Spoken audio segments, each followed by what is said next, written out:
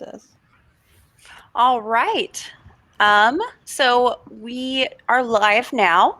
I'm going to give everyone a couple minutes to just trickle in before we fully start it off, but I will ask, what is one ACPE memory that y'all feel comfortable sharing, if there is one? I don't know. Zigzag for morning breakfast is definitely worth it. Umbrella. Yeah, that's true. I would agree with the first nature hike. The first nature hike that we went on, that there were too many people, so we had to get an extra bus. This nature hike was not a nature hike. It was uphill. Instead of it being a nature walk.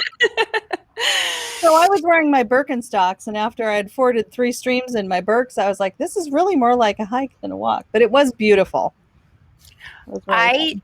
Do not appreciate that deception. If you say walk versus hike, those are very different things in my mind. Exactly. Oh. Slow the pace down. I was the last person in the 5K last year. I took last. Yeah.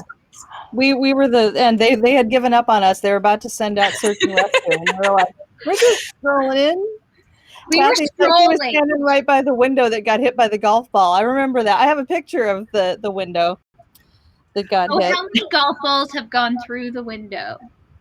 My memory from the last time we were there was when they set up the hatchet throwing booth, and Joe Marlock walked up next to me and said, I told them no. Why is this happening?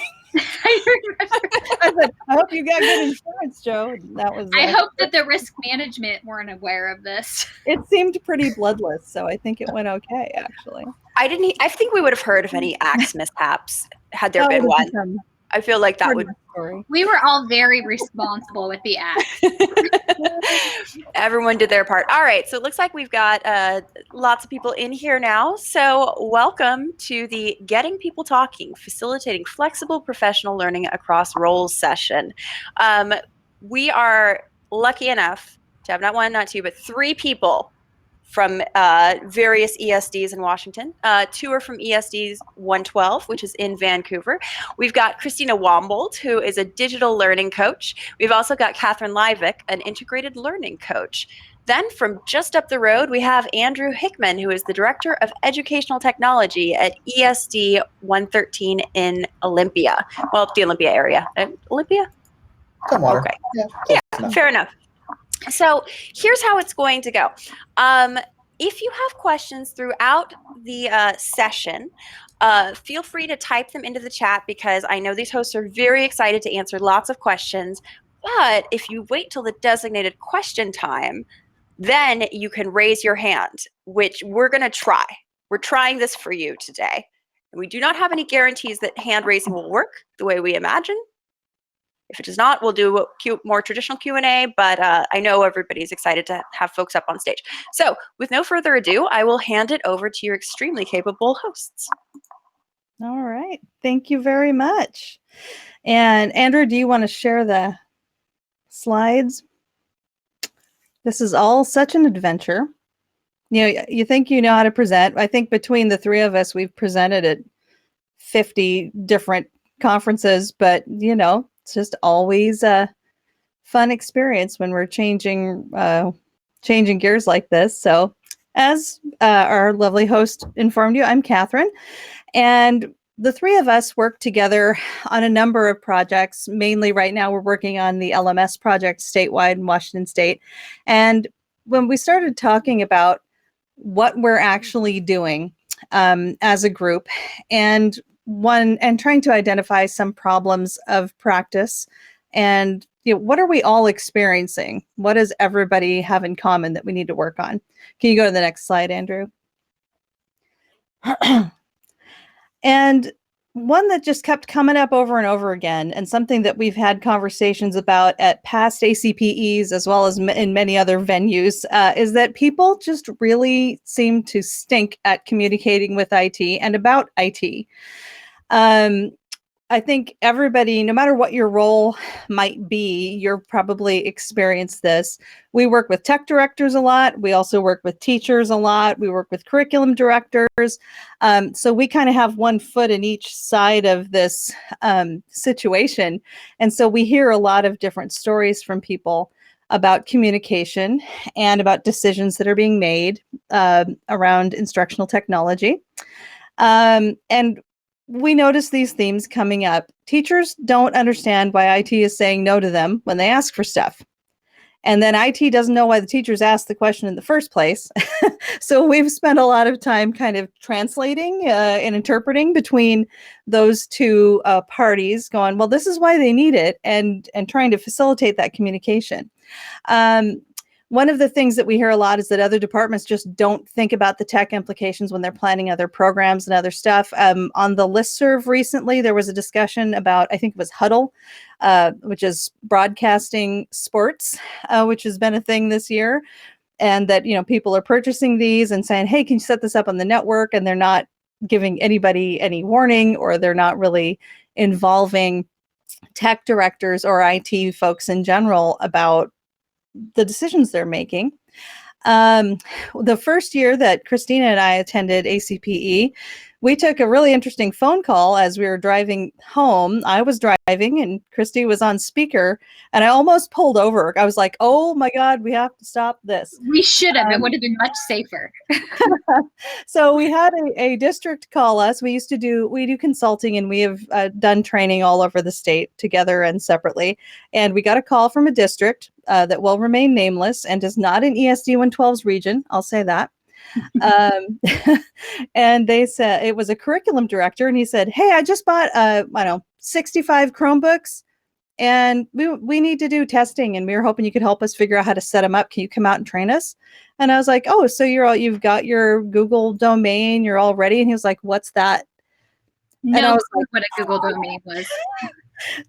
We said, well, what did your tech director say about this? Like, oh, we haven't talked to him yet. And that's what I almost pulled the car over, because I was like, We did get him on the phone very quickly. Yeah, we did say, could we talk to the tech director? Needless to say, the tech director was not pleased with this revelation. Did get them all set up and went out there, did some training. It all worked out. But that was just kind of an extreme moment where we went, yeah, they really, sometimes they don't talk to each other. And I even heard this morning, I was in the CETL session, and they were talking about, how do you get a seat at the table with these broader decisions when you're in IT, talking about how, getting that kind of leadership training as a tech director or as an IT personnel person can really help you. So we figured this was something that a lot of people at this conference could relate to. Catherine, so yeah, I'm going to echo something from the chat. So Keith mentioned in the chat that all of us went like this, and just hand to forehead with your story. So yeah. I think we're getting the feel that they're understanding the pain. Yeah, I figured this one would be relatable. Can we go to the next slide? So what we've done, and I should say right now, I'm going to talk at you for a minute, and then Christine and Andrew are going to talk at you a little bit, but we really wanted to make sure, as our host reminded us, that we do want to hear your stories and your experiences and your ideas. So we're going to try and have some discussion at the end, because I know this is for even more far-reaching than we have known, and we see it in a kind of a broad way, looking at all the different districts we work with, but we know you all have stuff to contribute. So we won't be talking at you for too long. But we have tried to address this problem in ESD 112, a couple of things we've done. We've had some tech academies, which Christina hosted one where she invited 2 districts together to work to help the teachers increase their tech skills and just the tools they were able to use. It was a Google apps centric cohort. But the really interesting and unique thing about that was that IT staff were invited to all the meetings and came to all of them. And Christina, I'm sure you can give more detail about that, but it seemed like having that relationship where the IT staff and the teachers got to know each other instead of just, here's the guy that comes in when I have a problem and I'm shrieking because my computer's on fire. It really helps to have a different relationship. Did you have any detail on that, Christy, that you wanted to mention? It really was. It's the relationship. So now I have 2 IT sitting in the back of each of these sessions, and we met about once every 6 to 8 weeks. But it wasn't only that they were sitting in the room and hearing what we were saying, but now they were going out to the classrooms and they were walking around the classrooms. And they had done this before, but nobody would ever engage with them besides, football and other things, because you only call the tech guys when something's broken. Well, now as they're walking through and they're seeing all these things happening, they were also fixing like 500 help desk tickets, little stupid stuff that had never been brought up that they didn't know about because nobody calls IT because they don't think IT is going to listen. So it was really about the relationship that solved this other problem we didn't even know we existed, and really got teachers talking and the IT people understanding that teachers aren't jerks. We're not asking for stuff because we saw it in Pinterest. Sometimes we do, but we're really doing it because we want to help kids. All right, I'll throw it back to you. Yeah, and that was when we started to see that common theme is that we needed to focus on the ideas of what are we all here for, which is to help the kids. And then how do we each do that based on our role? There's a real fear, as you all probably know, that if you call IT is going to come in and think you're stupid. And maybe they will have a look on their face that makes you feel like they're stupid, or maybe you're just feeling stupid and they're projecting that. But I think that getting people to know each other really helped with that. After we had gone through this, and I think how did you do that for 2 years, Christy? One cohort stayed for 3, and then the second cohort stayed for 2. All right. So after a few years of seeing how cool that was and how that could work, we started talking with, and Curtis, I don't know if you're in here, our tech director at ESD 112, they were having tech directors meetings and district network administrator meetings. And then we were over here going, what do we do with these instructional tech folks, like the coaches or just people who want to increase their skills? And again, these two groups aren't really talking to each other. And we got together and talked about having a group where we could intentionally meet, not just with the network administrators, not just with the tech directors, but also invite in curriculum directors, technology coaches, TOSAs, people who were bridging that gap and who could inform each other's practice around, again, that common theme of we all want to make learning better for kids, and technology is part of that.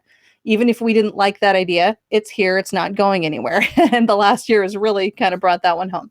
So we started those up. Those were kind of crippled by COVID a little bit because it was just really hard to keep that one going. One thing we have done to continue the thread in 112 is we have a pretty active Google administrators user group, which we do once a month. And we did it more frequently at the beginning of the pandemic closures because people were trying to scramble to handle a whole bunch of things. And then as we didn't need it as much, we decreased the frequency. And most of our tech directors and IT folks who are invited to that, even though that one doesn't embrace the curriculum folks as much, having those flexible discussions, that was a really successful kind of professional learning community for our tech directors and our Google admin folks. And so we kind of just kept getting rewarded for having this flexible professional learning community available for around these big themes. And so with that, I believe, Miss Christina, I am handing it over to you. Right. And while 112 was doing a bunch of this stuff, so was 113 and all of our other ESDs. And what really I was seeing once I started coming to the ESD, and I've been there 7 years now, I'm really seeing that there was a disconnect. If you were in Canal, Washington, you may be in a EdTech PD desert. There was nobody there to help you. So they were calling us in. If you were up in Cape Flattery, you might have no internet at your home. You might only have it at the school and the one tech director that's shared between 6 different school districts. So we just saw such a disparity of what was really happening with the haves and the have-nots in our state. And some of our systems crippled us to come help. We'd have to go out and, mother, may I go do this? Mother, may I go to that? And we were really just seeing that it just wasn't equal across the district. So we really came up with this dream. We kind of didn't know we were coming up with this dream when we came up with it, but it was coming, is that everybody could access quality professional development, not only in ed tech, but in best practices for ed tech in the entire state. And it didn't matter if your ESD or your school district could afford those tech TOSAs, could afford those tech people in their area. And not just the IT guys, because you guys are awesome, but how do I use it in the classroom? How do I improve student learning with it? Again, we've all seen it, the shiny iPad that everybody had to go buy and spend $1 million on. And then you go into the classroom as the IT guy and you see it sitting in the corner. We were really trying to fix that problem, as the shiny thing isn't going to solve it, but actually use it. Yes, the shiny object syndrome. We are definitely trying to fix that. We are trying to fix the conversations that were happening, like she mentioned, with the curriculum guy buying all the Chromebooks. And it was way more than 60. It was like 380 or something crazy. There was another district that bought them for their whole school district and didn't tell the IT team until they showed up. So we were really trying to bring the state together in one place. Yes, we blocked out. It was very traumatic. Yes, it was hard. Next slide, Andrew. As we were trying to connect the state together in all these ways, we were also trying to connect all these initiatives. If you've been in education, there's an acronym for everything. There's an initiative for everything, and the pendulum swings. We go from one extreme to the other and back and forth. But we were starting to see a whole bunch of things. Our computer science network that Andrew and Catherine helped lead, we're starting to work together as a state. We were starting to see that paraprofessionals were now starting to need to get clock hours. They needed to get those clock hours from ESDs. We didn't have a system in place for everybody to get it. There were some ESDs that could provide that and some that couldn't provide that. We started seeing that OSSI, which is OSPI in Washington State, is our Office of Public Instruction. They have these monthly themes that they were handing out to district admin around relationships and careers and the power of educators and learning environments, but nobody else was hearing this stuff. Just a very small group. So we started connecting all these different initiatives together and really putting it in one place. We have it on an AESD, and Andrew's going to show us in a little bit, as a one-stop shop. We made the Fred Meyers of PD in our state. I hate to say that, but it's kind of true. It's the one place you can go for everything. And we also did this around, Andrew, can you do the next slide? Re-envisioning what educator meant. We didn't want educator just to be the classroom teacher. Educator is the janitor, the librarian, the school counselor, the building admin at HR, as well as the district admin. We wanted to embrace all areas that we're working with students, because all of us have impacts on students. We have impacts on the classroom culture. We have impacts on how professional development and how messages are sent across the state and shared with people. So as we started being as inclusive as we could with the term educator, we started seeing our numbers change. Here in the green, that is, 2/3 of our population is classroom teachers. Most of our PD is about kids and some of the classroom teachers. But now you're seeing the other third is IT. Our librarians talking, our counselors talking to IT. They'd never even thought to talk to IT. But guess what? There's this really great spreadsheet that can help them talk to the kids and keep them on track for graduation. They just needed to facilitate those conversations. And as Kathy had put in there, it's so much easier to talk to people when you know them on a personal level, not just go to PD Enroller and see this thing. So as we continue, this is where we are currently with our LMS work, but we really want to see this add more roles, include more people, because when we're all talking together, it really changes things. Catherine, Andrew, do I need to add anything before we switch it over to Andrew? All right. So I think the big thing that we're hearing from this, from Catherine and Christina, that we're already starting is we had this role in each of our ESDs where Catherine and Christina created this really amazing network in ESD 112. And it helped bring the IT with the teachers and help build this Google Cohorts, etc. My region, very similar. We came together, created EdTech Plus, and supported. And as Christina just highlighted, but we're 9 ESDs across the state. Not all ESDs had us to help support those conversations. So we started out with thinking about this dilemma, where our dilemma was, how can you find the time, the place, the right people to support everyone's needs and begin building a participatory community? Because we want people to feel like they want to be involved. We want people to understand, no matter their role, because we're redefining educator. Educator is everybody in education that makes an impact on students. We want them to be part of a participatory community where we can all grow and learn from each other.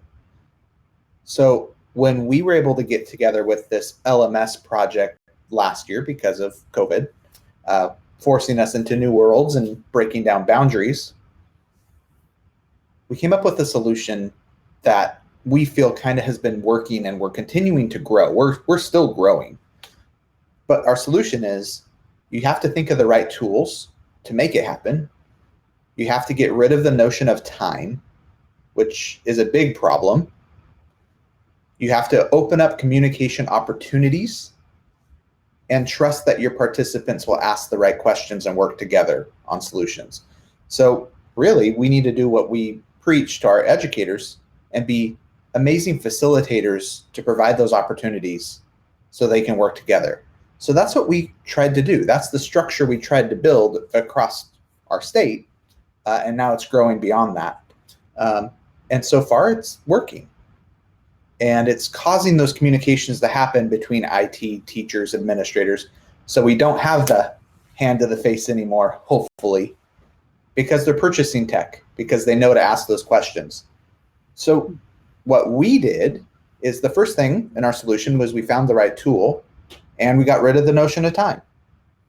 So for us, we created something called the Regional Educator Network, which really started with the foundation of Catherine and Christina's groups that they had created previously in 112, and the idea that we can bring all these people together. And the tool that we had as an AESD network is we all had Canvas or Instructure. And so we created something that we're calling the Network Hub. So the Network Hub, and the reason why it's important, is it's available anywhere online 24/7. It's accessible, and we'll talk about that a little bit more in a minute. We could intentionally design it for any role. Doesn't matter who joins. We want everybody to join. It's built by us as kind of the foundation, and now we're getting participants telling us what they want. So we're taking that feedback. It includes aspects of new learning, so they are getting that PD, an opportunity for new PD, but also there's some fun things, which we'll show you a couple of the fun things we've done. And currently it's now self-sustaining. When we first started it, Catherine, Christina, and I went through and we typed in answers to every one of the prompts, just to have something there that people could reply to, have something in there that they could start with and talk with. So one of our solutions, which may not work for everybody, but it's worked for our state so far, is this Network Hub. And so we wanted to start by giving a brief tour of it. And Catherine and Christina can help me if I miss anything. So this is our hub. Starts off with just an easy access homepage. Welcome logistics, I'm going to actually just start there because it's kind of important. One of the things we did with them is not only did we train them on the new tech tool, because everybody needs training on the tool. So there's a video we created to just teach them how to engage. But we started with a roll call. And a roll call was, we had people tell us who they were. And we let them, it was very open-ended. They could really tell us anything. And then we replied to every participant that joined, just so they had a connection. And you'll notice I'm just scrolling because this is huge. We have a ton of people in here. Some added videos. And it just keeps growing. So we have everybody from 4th grade. We have a school counselor. We have IT. We have administrators. We have superintendents. It grew. So our hub continued to grow. And as word got out, it continued to grow more because once again, we're providing that opportunity that we feel is part of a solution. Have access to something that you can come to whenever you want. The next thing we did is we provided professional development. So our regional educator networks that help build this met 3 times this year. Our 3rd one's actually coming up May 12th. And that one will be learning environment. For those 3 times, we had a module built where they could interact with new PD. They can get clock hours for joining this. We gave them an appetizer. The first course is a recording of our live session, so everybody could access it even if they couldn't make it live. And then goal setting, where they could write their own goal and meet it. Earlier, I talked about fun. So one of the things we did in our last session for the power of educators, building them up and inspiring them, is we had them share a meme or song of the year, which it blew up, and they connected with each other through a different way that didn't have to be all about PD. It was just fun. So talking about the last 16 months, they were able to share memes that really impacted them. Some were funny, some were positive, some were negative. And that was okay because it was real. And then people, you'll notice the community was all talking. So I'm looking at this one here with Schitt's Creek. We have somebody from, looks like Yakima. This one is from Shelton, and I don't know where Alicia is from, but we have people here that are from across the state talking to each other in different roles. It's like your phone a friend, and it's so, I'm sorry, it just makes me so warm and happy when you see them. They're in here having fun right now, but later, if we were to look deeper, you'll see ones that where they're answering questions for each other. And they literally are connecting when the only music teacher is able to connect with another music teacher in a small school. It's just that's my favorite one, is that I'm the only music teacher in my K-8 district, and I don't know how to do music virtually. Please help. And people just dogpiled in there to help him. It was great. It was like so the biggest virtual hug in the world. One of my favorites was the school counselor, because we opened this up for everybody. We have substitutes in here. We have people from pre-college where they're just starting their teaching credentials. There are people in here from across the state and beyond. We actually do have others from other states. But they're all talking. But the school counselor hit me because you could tell the passion when she was communicating that I actually have a place that will let me talk about my needs for technology. And part of that was what we're calling a participatory community, where they're not forced to be here. Nobody's forcing them. But we built communities around their learning management system, a tool they have to do. So I'm going to go to the one that's not learning management system specific. And we broke it down by their role, because that was the next thing we said on our solution. We had to make it accessible to all roles. So educator inquiries, these are just where they can ask generic questions. We gave them kind of sentence stems to support it. But we have questions here. You'll notice the 3 of us didn't reply to this. These are other participants replying with very detailed answers on supporting Mary's question. I'm looking to improve in being efficient in choosing and using technology tools when teaching remotely. Does anyone have any ideas or experience with this? And she got replies from other people from across the state to help. Some of them are IT directors. Yep. Not from their district, but we did always say that you need to go talk with your district. We do highly support them communicating in district. Andrew, can you pause there for a second? And there's a question in the Q&A, and I know we're going to wait a little bit, but I feel like this really is important. It's the idea around, do we have one Canvas instance for the whole state, or did we have separate? And I think this group, we can share a little bit about the background with that. Yeah. So Canvas for us came about in 2014. Actually, I think the three of us were on that communication. And we were very lucky with the Instructure rep for the state was just trying to get in the state. And they kind of made an initial deal with us at the beginning. That deal has since changed.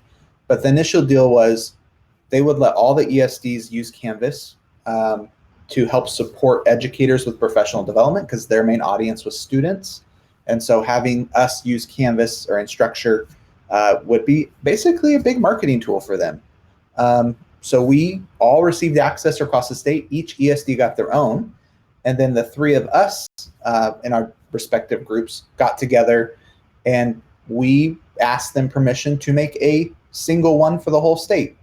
And they went ahead and made it, which is what I'm in now, the AESD Canvas. So this is a single instance for the entire state. Since then, we're actually working with them currently. We're in renegotiation stages. Very great to work with so far. And now we're going to structure it a little bit differently, where this one will be the main one, and then we're going to have sub-accounts for each ESD. So to answer your question, this is the entire state on one Canvas instance, specifically for professional development. We do not have students in these. These are educators from across the state. And once we get that agreement now, there'll only be one place to log in for the entire state of Washington instead of every school district having their own login, which you all know the pain. That's been a little bit of a barrier, trying to explain to people what an instance of Canvas is and that this is not the one they've logged into before. But I also want to point out that, like, if you just kind of look at this from the outside, you go, okay, there have been forums for educators before. There's groups on Facebook and there's websites where people can talk to each other. And I was at first like, I don't know how this is going to be any different, but it is. And I think the fact that we have, well, first of all, we attracted a lot of attention by making this be STEM clock hours, which is a thing that Washington State teachers are very interested in getting, particularly as we get closer to June 30th when everyone's certificate expires. And I think because we coordinated it, I think going back to the fact that those themes are common, and we very carefully did a lot of planning to select sessions for our regional live sessions and topics for these forums that would appeal across the board and bring people together, as well as giving them a spot to talk to their job-alike peers. I think that's what has made the difference in making this really engaging community in a year when people are like, if I have to do one more thing on a computer, I'm going to puke. And we still got them to sign in and do, as Andrew was showing you, these hours of interaction and getting a lot of feedback about how much they loved the flexibility of it. Well, and they're able to answer their questions. It's a no lose area. They can kind of pose any question here and they feel safe, which is great. Which brings to the third part, because this became, we set it up and we did kind of the foundation of it, but it really became about them and what they need. And we felt that so strongly that this is really theirs, not ours, that we built a button that says build our hub, and we asked them what's missing. So teachers, IT, everybody. So if you go in here, there's a couple suggestions, or one now, we've taken care of the others, but they just want additional support and we can change the hub to meet their needs. So this was our solution to the dilemma that we had, where we wanted everybody in the room across the state and make it a little easier. And the reason we bring this up is because this is something that can be done no matter where you are. We also brought this up because we want to welcome you to join us as well. We encourage as many people as possible to join the hub because it just gets better with the more people we have. So we will provide that opportunity. We're going to give you the access to the slide deck, which has a link to join. And I want to encourage you, if you feel like it, it is a participatory community, which means you can choose to join. You can also choose not to join. It's up to you, but it's available. And during this process, we kind of learned a few things as we go. We learn every time we do a new live session. And one of the things we really learned is right now, teachers need flexibility. They need to not feel guilty if they can't log into our live session right now, if they have to watch the recording. They need to not feel guilty that they only have 15 minutes to give today. And so 15 minutes I'm going to put in my professional learning hat. So as we learned that, we have intentionally made each one of our live sessions have an engaging piece that when you watch it, you're not just watching like a fly on the wall. You're actually engaging and continuing the conversation. So we'll have a Padlet or a back channel or a Twitter chat that goes along with that so that when you go watch that video later, you're like you were in the room. You're reading other people's comments. You're able to participate. And so we have seen our live numbers drop. And our asynchronized numbers raise really high, and people love it because we don't care either way. Come see us live, come see us in the recording. We're just glad you're here. Another thing that I think is really, really important to mention with all of this is the three of us have a passion, and I know the rest of our ESDs do as well, to making sure everything is accessible to all participants. We do have schools that need that accessibility. And so one thing we did with this LMS work, and especially with the hub, is everything we post is ADA compliant. And every video and every recording that we have shared on there is captioned. So we need to make sure that that's continuing forward as we continue. And so just something that we feel strongly about, and it's making accessible to all participants. And because we are getting statewide attention for the work that we're doing currently, it's really leading some of our other initiatives in the state to lean into accessibility even more. So we're getting questions from OSPI and lots of different organizations about how did you do that? What are you using to make this more accessible? And they're coming to us because we just really felt so strongly about it. And there were so many ways to get around it. There are loopholes. Oh, if you log into this, then they don't have to be accessible. We didn't care about that. We really wanted to make sure everybody could get to the information. So if you decide that you want to join this hub with us and help it be even better, because it grows with every new person, I put the link here to go to the PD Enroller to register to get part of that hub. Once again, you don't have to attend any live sessions we hold. They're all going to be posted, but having access to this, talking to other teachers across the state, getting ideas is pretty impactful, and it's been a very nice solution to our work so far. Okay. The next thing, so this is part one, and it then continued to grow. Christina mentioned earlier the next thing that we did across the state, which changed in Washington, because this work and this project broke down borders. Literally, boundaries are gone, and we're having access to different roles and things that we haven't had before. And one of those ways that we did that is we did create kind of a one-stop shop for professional learning across the state. Right now, it's for asynchronous, so the non-live, but we created a new website, which is available to everybody. And so once again, it's the one-stop place for all professional learning. We still focused on accessibility. So everything that we post there is accessible. There's an educator's blog post that we have people writing. Catherine's done a lot of them, just talking about different things with educational technology and integration and classrooms. We also are hosting a new summit this summer, which we all encourage you to join if you would like, and we'll talk about that briefly in a second.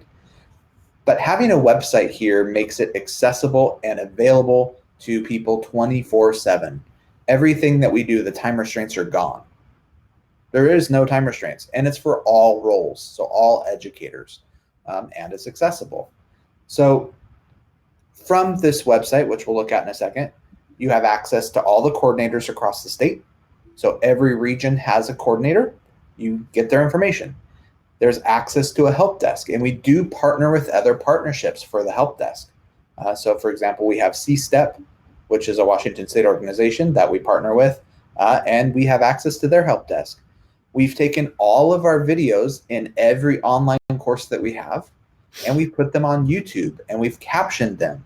So now we have a YouTube channel that you can just access the resources whenever you feel like. So it's all available through this website, which, just briefly looking at it, everything I just said is here. You can look for continuous learning.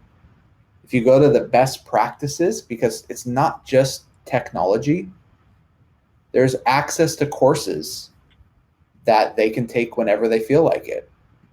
And this is continuing to grow. So it started with just our group. So we had 14 of us across the state really focusing on educational technology and learning management systems. But because of how well this has gone, we've now reached out to every other coordinator group. So early learning, special education, CTE, math, science, ELA, computer science, all of them are now adding resources and professional development on here that can be accessed anytime. So it is continuing to grow. When we started this, we had 10, and you can see there's already many, many more courses. And just looking at our data down below, we've reached over 18,000 educators with this work, which is pretty impactful, and starting those conversations. The coaching corner are the blog posts, which I'm very proud of. Catherine does a lot of them. So you can read different blog posts around what the work is doing. So you can see everything. And then lastly, what we want to talk about is the summit. So because of this work, and because of breaking those borders, and because we wanted to make it so teachers feel inspired, or educators feel inspired to go back next year, we got permission to run our own summit this summer at the end of July. So the 26th through 29th, we have a futures-focused educators summit, which is really bringing people together and having those continued conversations. It's 100% free. There's no cost. There's 15 STEM clock hours for educators. There's leadership pathways, and they're really evolved around essential questions. So if you attend, you will kind of get answers to these essential questions, some around materials and curriculum, leadership, educator capacity, partner and community, learning environments, instructional practices, the list goes on. So we have a summit opportunity to continue those conversations. Catherine, Christina, do you have anything you want to add with the website or the summit? I think we covered it. It was just, it's kind of funny because, again, this is all about breaking down the barriers between people's job roles, and we're all here for kind of one big reason, to, make education work for the students. But when we said we wanted the administrators and the teachers to work together during a professional learning event, that it was like that gif of the car full of huskies doing this. Like, what? They were very confused. And so we had to do a lot of explaining about how we would envision that. I think it's going to be pretty cool though. So yeah, I'm excited for all of this. The big thing about this, which is great, is there are pre-planned opportunities to communicate with each other.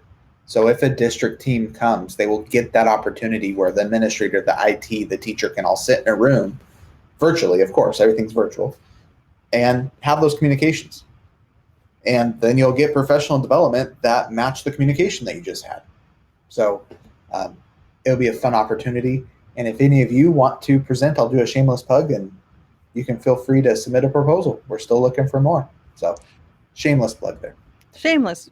Totally shameless. We pretty much. The big thing is that because this idea came forward that we needed opportunity for the left hand to talk to the right hand before the feet can move, we've been given additional opportunities because it's just continuing to grow.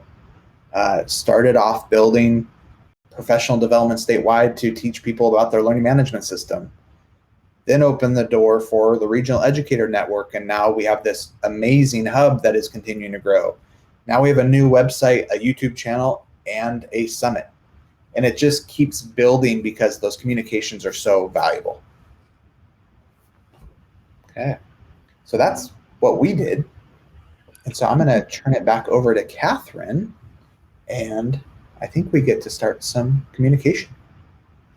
Yeah, we want to hear what you can do. So, and I think Andrew mentioned that there were 14 of us involved. It wasn't just the 3 of us. We had a lot of people. It's a big project, and there was funding, so the scale of this might seem like it doesn't immediately relate to what you are doing or can do. But I would like to hear what ideas are coming up for you. Like, how could you do something like this on a scale that works for your role or your region, your district, your ESD, whoever you work for? How do you think you could make this work, and what kind of support would you need from the organizations you work with to make this happen? So this is the point in time when we're going to try to take the apparently unprecedented step of unmuting people who want to talk. I didn't realize, I was like, doesn't sound like it should be that hard, but apparently it has been a little bit interesting with AirMeet today. So this is the group that can handle this. This is beta testing. It's ACPE. Yeah, we're going to roll with it. So from our understanding, if you raise your hand, if you have something you want to share and talk, if you raise your hand, we can bring you to the stage and we can just have a conversation. And it's okay if you are in your jammies. If you have not done your hair today, it is all good. Or if you don't you can unmute and leave your camera off. We won't judge, but hoping that this is sparking some ideas or some questions about how you could make something like this happen in your context. Okay, and it looks like we have Keo, and I'm going to hand you the mic. Okay. If I messed up your name, I apologize. Oh, hello. There you are. Can you hear me? We can hear you. Great. Wonderful. So just provide some quick context and then get to my question. So 2019, 2020 was my first year as a tech director in education specifically, though I have been in tech for a while, but mostly on the private sector side. So I work in a small district. We're up in Bainbridge Island, so part of the Kitsap area. And one of the challenges I've seen in my first year here as a small district, for example, we have no TOSAs, we have no coaches. The role position doesn't exist here. I've been trying to fill that gap as best as I can as director. But one of the things that, we do have a tech leadership group, a committee, and it meets monthly, but PD has been a struggle. There have been, from my predecessors, there have been multiple attempts to try to get something in. Most of it has been, I'll just say, too prescriptive and too IT oriented and disconnected from pedagogy. That's been the feedback that I've heard. And I'm struggling to sort of figure out, the challenge being no one has time to focus on this. No one has the official role to drive it. We're kind of doing it as best as we can in the minute spare time that we have. This looks really interesting to me. It's much broader than what I was thinking about, because, essentially what I'm trying to figure out is how to kind of build that community, which we know we have some leaders and we have some champions within each of the buildings, but it's not large enough. And so I'm trying to figure out what that next step is and just kind of open up, kind of get off the mic here and see if there's any kind of advice. I've thought about reaching out to some of the other districts to see if there might be some sort of cooperative model that we can do. Like if I can't get funding for a role in my single district, maybe we can share a position across it. Those are some of the things I'm trying to get, hopefully can take away from ACPE this year. So anyway, thank you. It's my first ACPE conference, so I have to say that I've been extremely impressed by all the quality of the presentation today. Well, welcome. We're so excited that you're here. Yeah. Wait till you get to actually go up on the mountain. Then it's really So So We have done some cooperatives before. I've worked in some cooperatives where a district shared me as the coach. But really, I think my first advice would be to you is to just get people into classrooms. Get your IT, yourself, anybody possible into the classrooms and just walk around, because you're going to see questions and problems that you didn't even know were there until you're walking around, and they need to see your face before they can trust you. And if the culture of the district is like, why is that IT person in my building?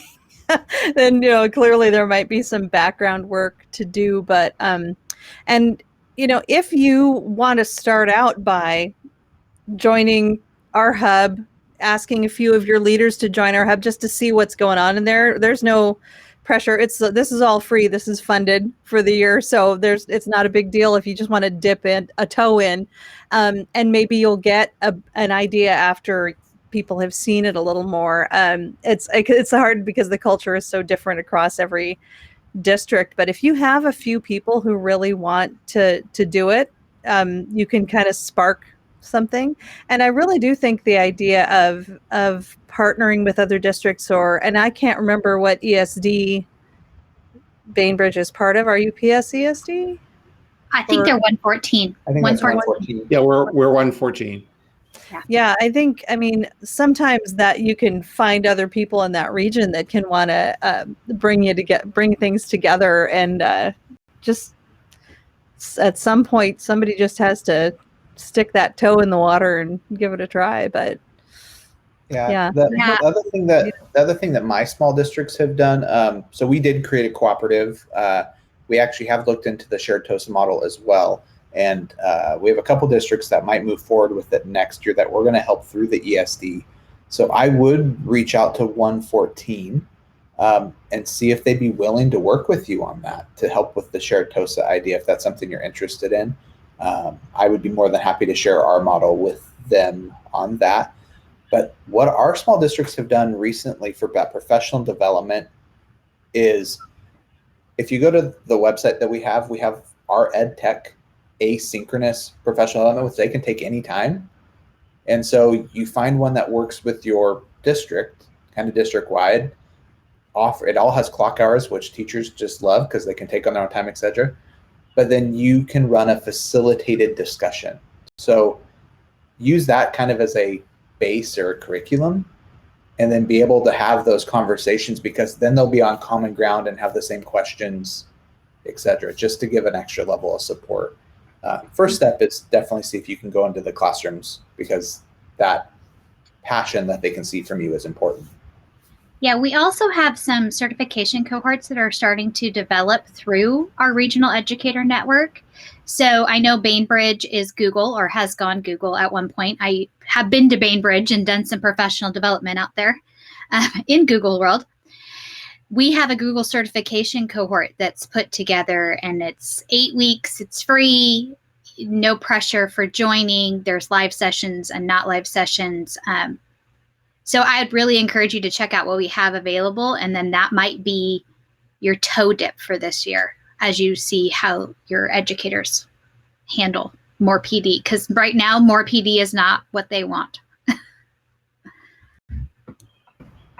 All right, thank you. Thank you. Hopefully that helps a little bit. Yeah. Okay, other people, take more to the stage.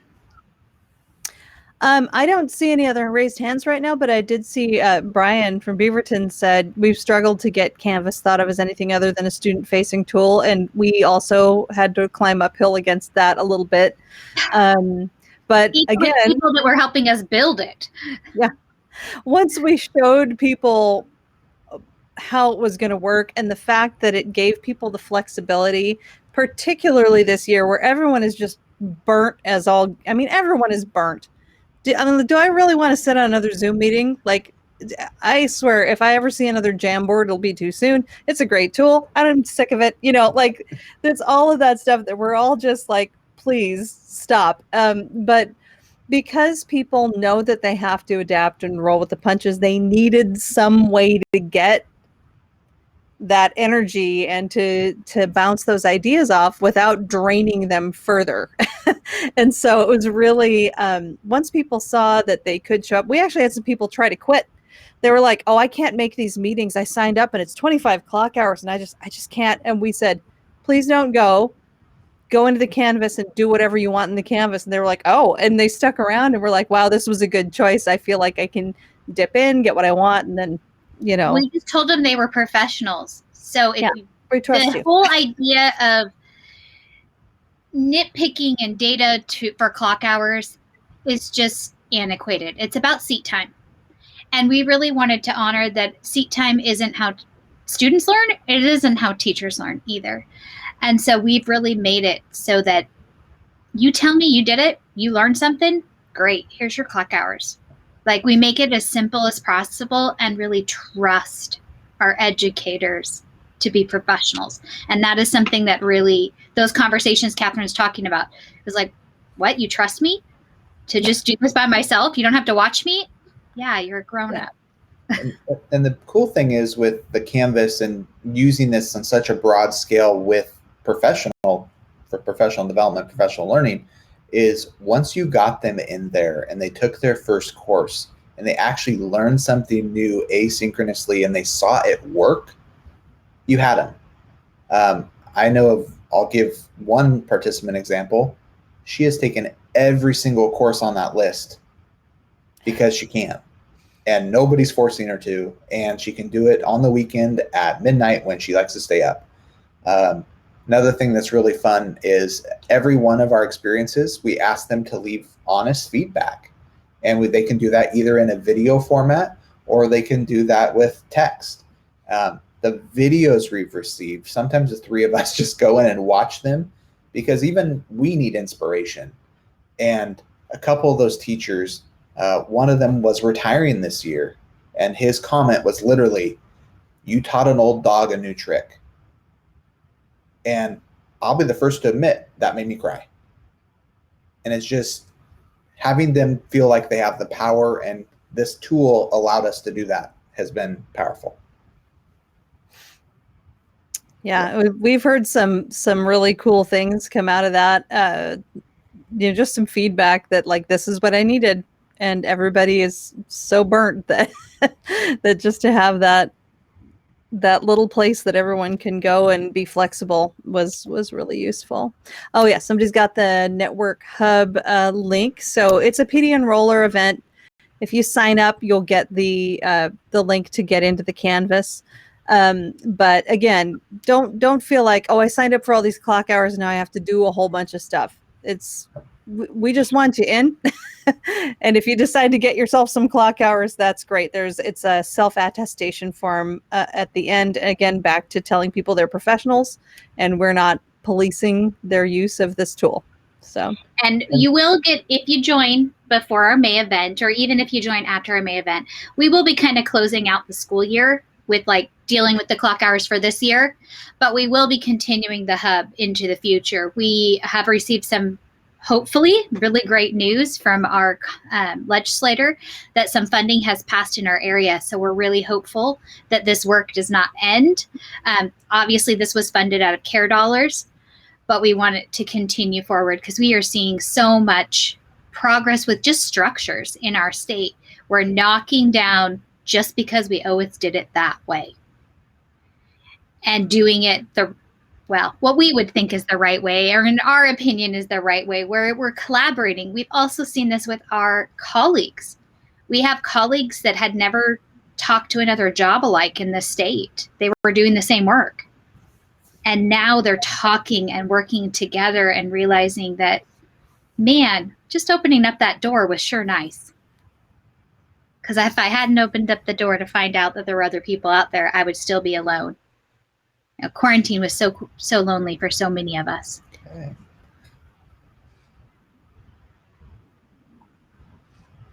What else do we got here? no other raised hands. Isn't wait time extra fun in a virtual format? Well, and my lighting is just horrible this evening as the sun is pouring into the window. nice. It's kind of, it's like Star Trek, which, I relate everything back to Star Trek. So that intense lighting works for me. Absolutely. I wanted to I highlight. really liked the conversations about the connection to ACPE community, because we really feel that too.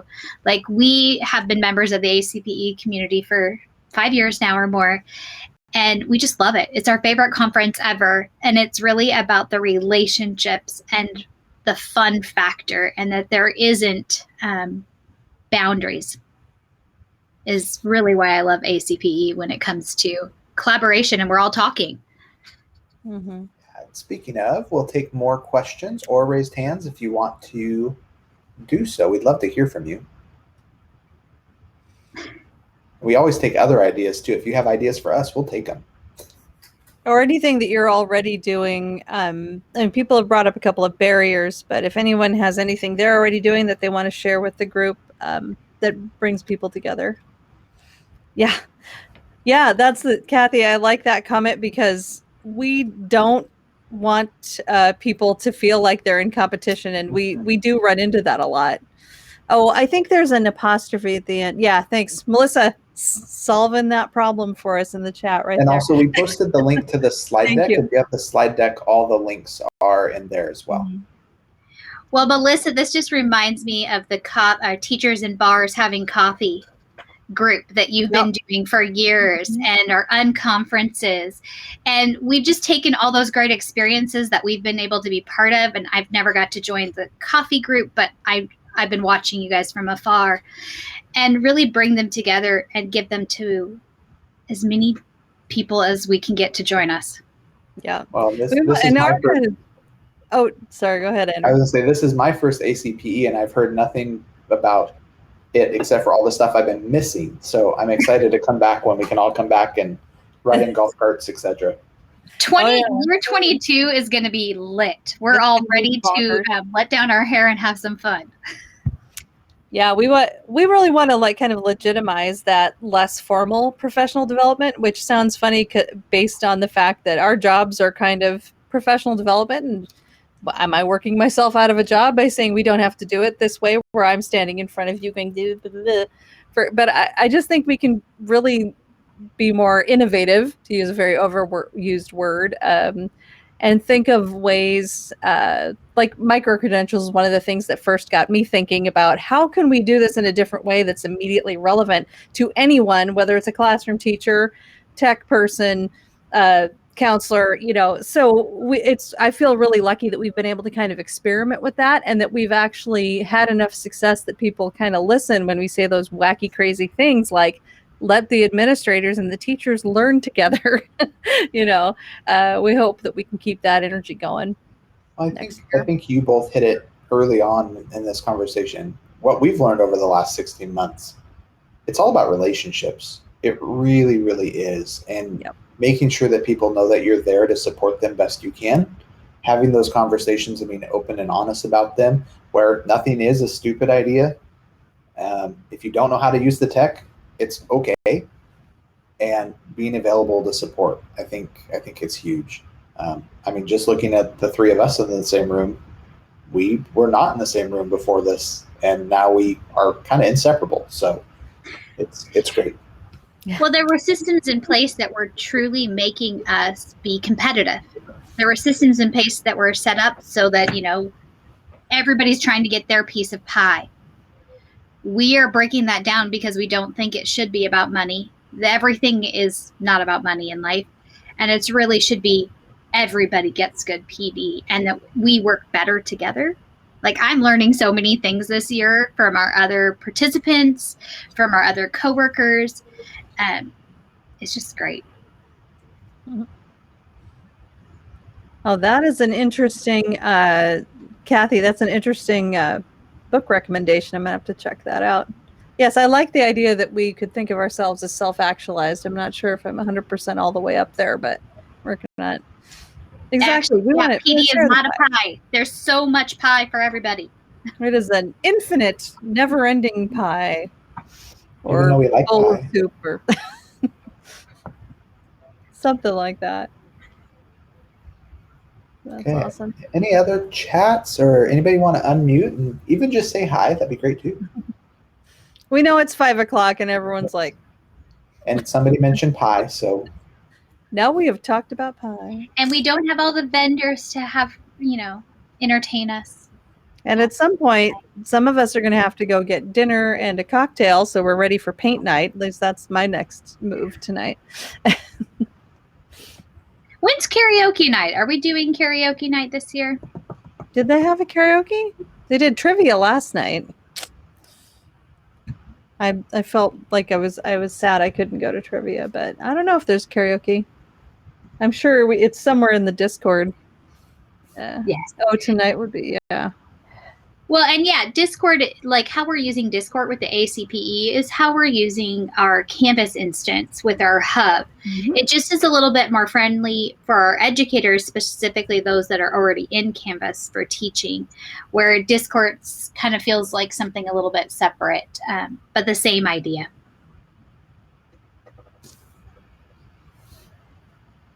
She's looking right now. Gonna find. I thought they said they were going to do something. No, last It year would usually be tonight. By now, we would all pre-recorded. be getting dressed and we'd be heading to eat some yummy food. I just feel the need to point out that I won the virtual karaoke last year. I'm the one of the reigning champions. So come at me. that's because I wasn't part of it, Catherine. I know. Well, I brought you in. We can duet. We can do it. And That'd I'm be just a good backup dancer if it's late enough. Always. That's one of those videos I'm not allowed to share from previous ACP. That was something that threw me off. When we started putting pictures in Discord, I was like, I don't know Are about we that. allowed to do that? Yeah. No. This could be So bad. I wish I was arriving with better news, but I'm afraid I can find no mention of karaoke on the super duper schedule.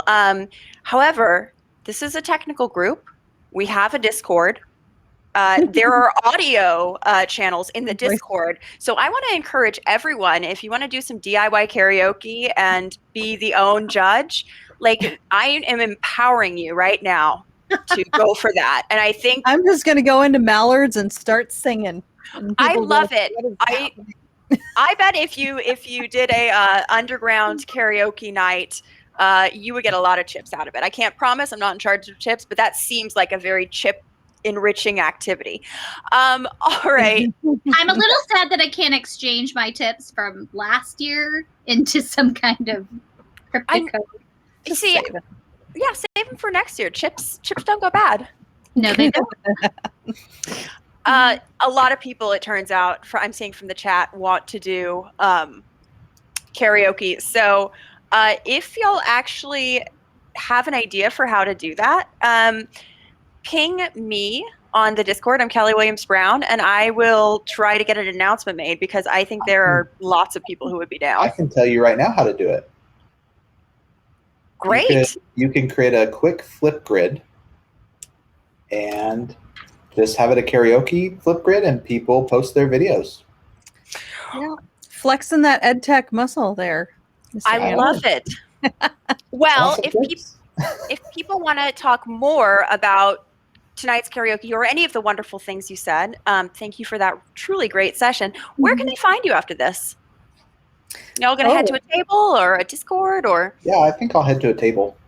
I'll be at a table for part of the time, and I'm going to share all of our Twitter handles in the chat as well before we sign off, because I think that we should all be friends on Twitter.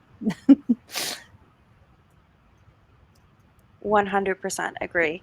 I love that the friend-making aspect of ACPE endures through the distance and the miles. And the rivalries that have persisted throughout years with certain people who challenged us the first year and then found out they shouldn't have done that. The number of gold coins that I received the first year, yeah, that was fun. Mm-hmm. Chad's not in the room, we so couldn't. we can't have our competition this year. Yeah. Chad's in here somewhere. Yeah, those are our Twitter handles in case anybody wants to come be our Twitter friends. Thank you guys for hanging out with us Yeah, tonight. thank you. Yeah, much appreciated. It's a lot of Thank you. fun. Thanks for coming, Melissa. Good to see you in the chat. If nowhere else. I know I don't get to see her clothes. She makes the most beautiful hand-sewn clothes ever. It's for amazing outfits. Thank you, Daniel. So much creativity. All right, y'all. We are signing off, but don't forget that you can find everyone at a TBD table and on Twitter and on Discord. So be there. All right. We'll Bye, see you guys. over there. Thanks, everybody. Thanks, Kelly. Thank you.